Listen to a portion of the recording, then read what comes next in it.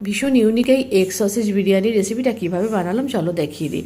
প্রথমে এগ সসেজটা বানিয়ে নেবো। তার জন্য একটা মিক্সিং বোলের মধ্যে 2 চামচ বেসন, 1 চামচ কর্নফ্লাওয়ার, অল্প নুন, একটু হলুদ, একটু চিলি ফ্লেক্স দিয়ে ভালো করে জল দিয়ে একটু স্ল্যারি বানিয়ে নিয়েছি কাদা কাদা করে।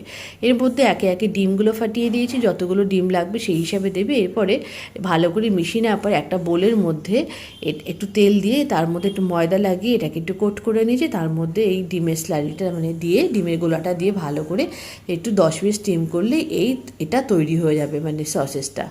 এদিকে বিরিয়ানির জন্য বেশ কিছু পেঁয়াজ কেটে নিয়েছি, আদা রসুন পেস্ট করে নিয়েছি, আর এদিকে সসেসটা ঠান্ডা হয়ে গেছে, বড় বড় টুকরো করে কেটে নিয়েছি।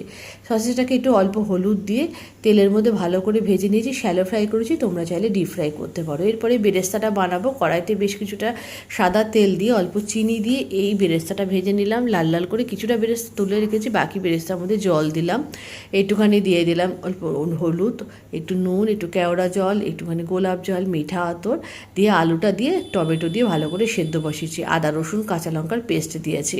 তারপরে আলুগুলো দিয়ে সেদ্ধ হওয়ার পর এর মধ্যে একে একে দেখো চিকেন সসেসটা দিয়ে দিয়েছি, এগ সসেসটা দিয়ে দিয়েছি, একটুখানি টক দইও দিয়ে দিয়েছি। এদিকে ভাতটা রান্না হয়ে গেছে, সসেজের ওপর ঢেলে দিয়েছি, দেওয়ার পর এটাকে স্টিমে বসিয়ে রেখেছি। ব্যাস একেবারেই বিরিয়ানি রেডি।